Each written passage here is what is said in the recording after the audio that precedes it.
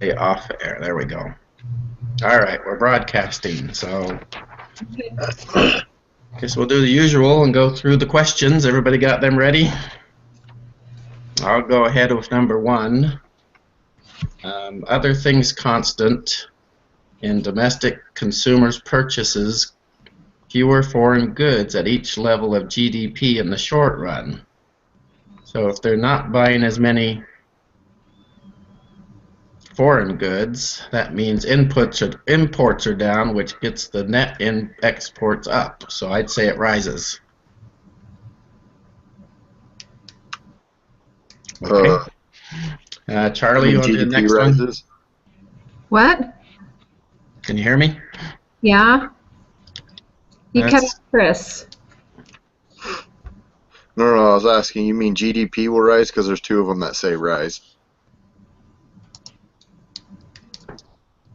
I mean, I got GDP will rise. That's what I got. yeah, that's what I got. Did I? All right, number two. Charlie, you want to do that one? Okay, I can't hear you, Charlie. Hmm. David, did you mute her mic? I don't think so.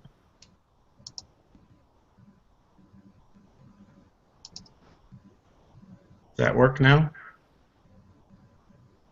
No. Mike has a cross through it.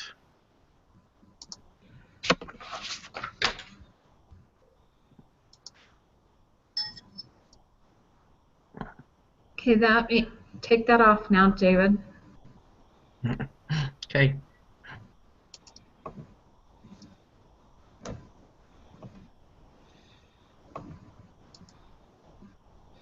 It won't let me now.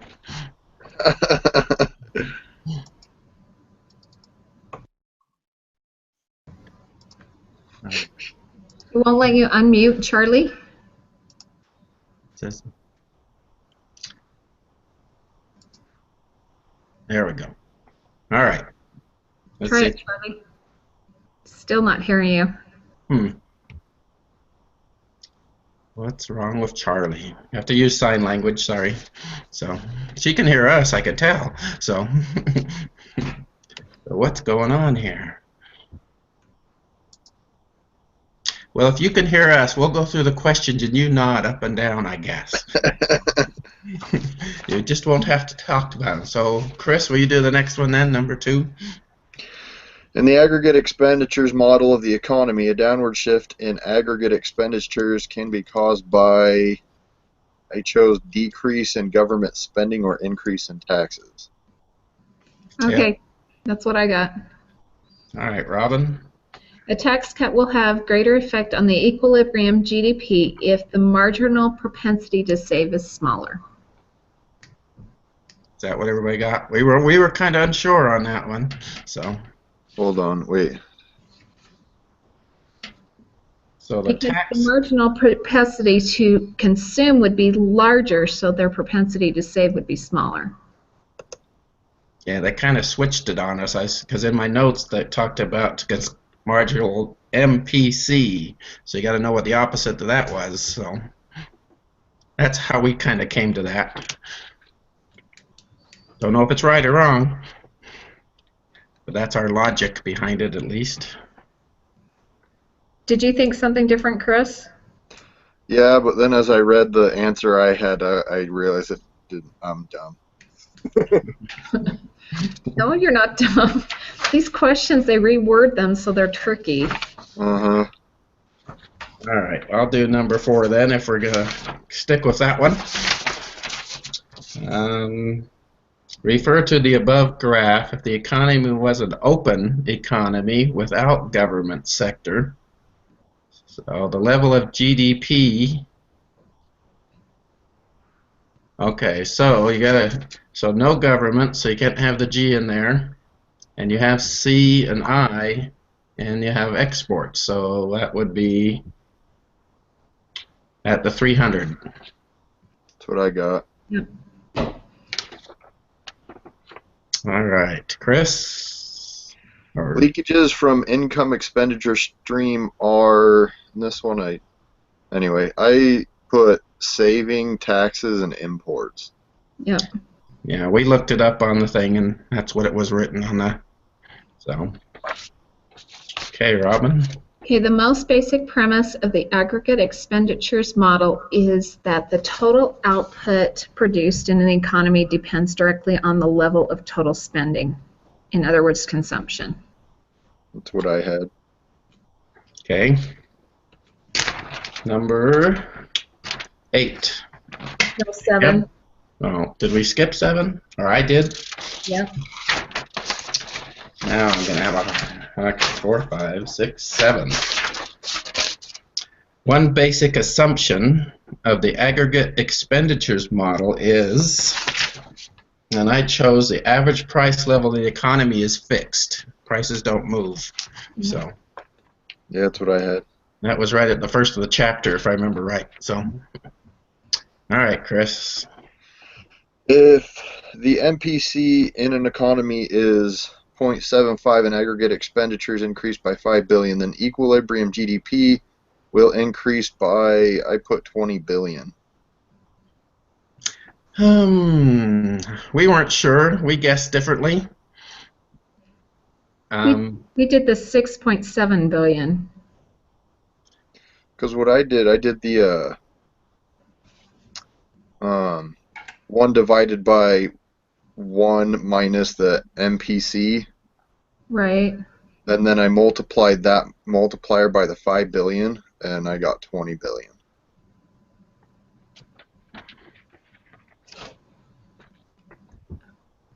Because isn't it find the multiplier and then Charlie, which answer did you get? Just hold up fingers. You got number 1? Now, see, we chose number 1 first because we just did 0.75 times 5. But if you read the question, the 5 billion is the result. The final answer, once you've timed something by 0.75, is how we kind of looked at it. I don't know, Chris, if that falls into that formula at all. Because 5 billion is your answer to whatever equation you had, is what we took it as. Because the aggregate expenditures increased by 5 billion. So that's what it increased to after you applied this 0.75 to something. So well, I guess the thing too, if you remember from the first no, I think it was last chapter or whatever, when they had us do the whole, like, you have the increase of 5 billion and you have 0.75 that goes into consumption, and 1/4% or a quarter of it goes to savings. And because you use that consumption, that was another expenditure, and then it kept going, and that was how you got your multiplier. That's what I was thinking. I don't know if I'm right, because yeah, I'm not real sure either way. Because I started using the multiplier effect too, and I'm not sure on it, if you use it in this instance or not. Have you guys done the homework yet? No, have you? Yeah, they're in the homework. They trick you a lot on questions like this. Great. Just the way it's worded, and it almost makes it a little more confusing. So you went 20 billion because you took the formula, what, 1 over 1? Yeah, so I did the formula to find out the multiplier, which is 1 divided by 1 minus the MPC. So that equals 0.75, right? So the marginal that word propensity to consume,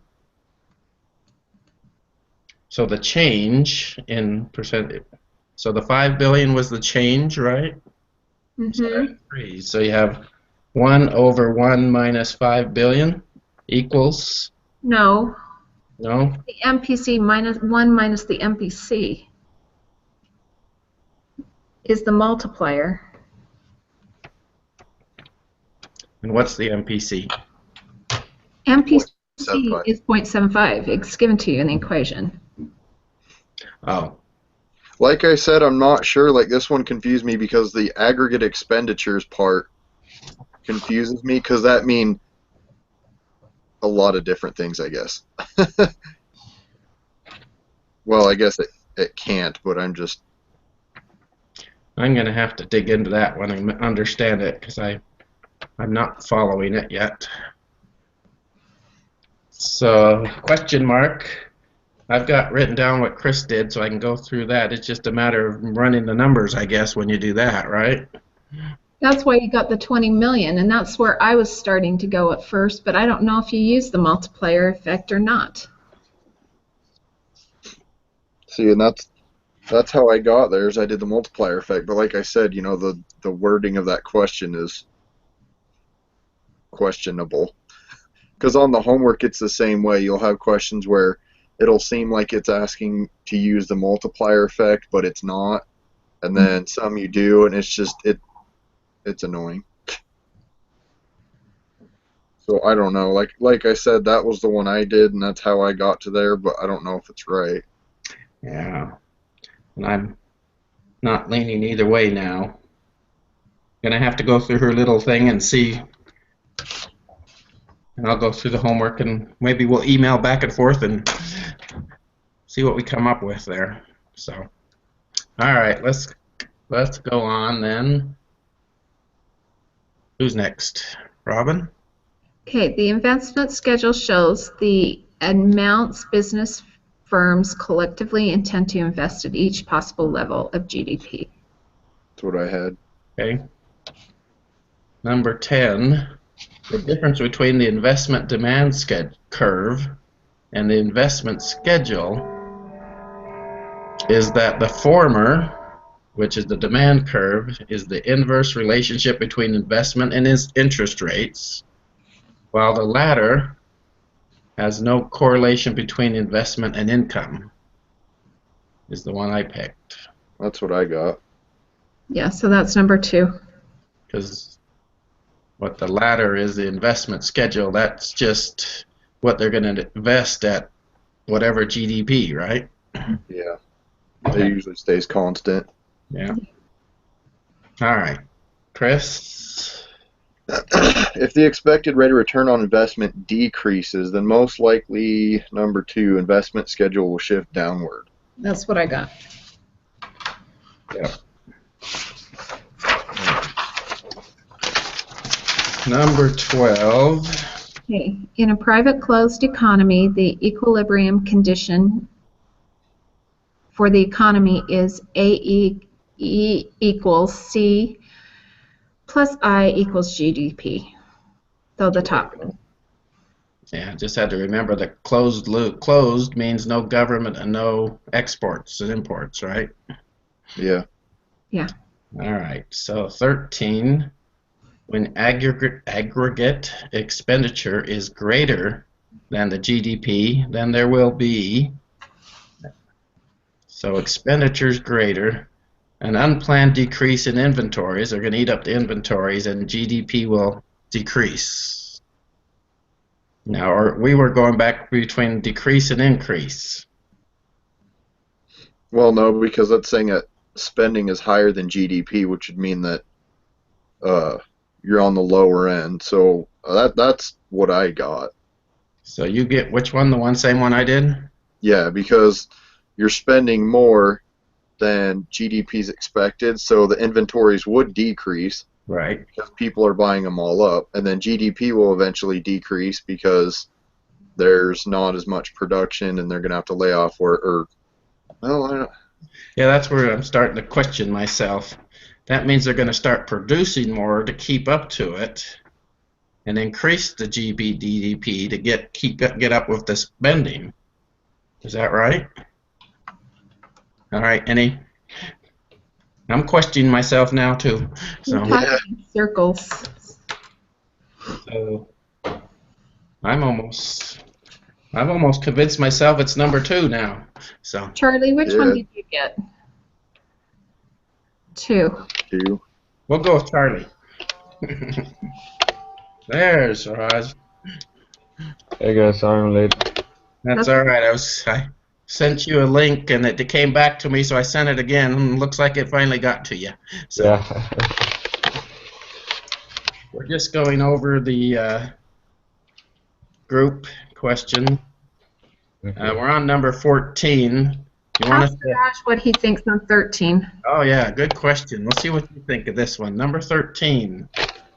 So for number 13, I said unplanned decrease in inventories and GDP will increase. Okay. Sounds Charlie and you, then that's the one we're going with. So Okay. Charlie's silent because we can't figure out why she can't talk to us. So Okay. do you want us to review some of the other ones real quick for you? Sure, if that's okay with you guys. All right, I'll go over it real quick here. Number 1, we picked GDP will rise. Okay. Number 2, we picked decrease in government spending or increase in taxes. Mm-hmm. 3, tax cut will have a greater effect on marginal propensity to save is smaller. Okay. That was kind of a backwards asking question there. So Yeah. number 4, we had 300 billion. Mm-hmm. And number 5, we did savings, taxes, and imports. Okay. 6, we had the total output produced in the economy depends directly on the level of total spending. Okay. 7, we had the average price level of the economy is fixed. Okay. Now you're going to be able to help us on this one. Okay. We don't know what the answer is in this. We got a couple different ways there. What did you get for number 8? I got 20 billion. All right, there's 2. Chris got that. What did you use? The multiplier effect. Yeah, the multiplier effect.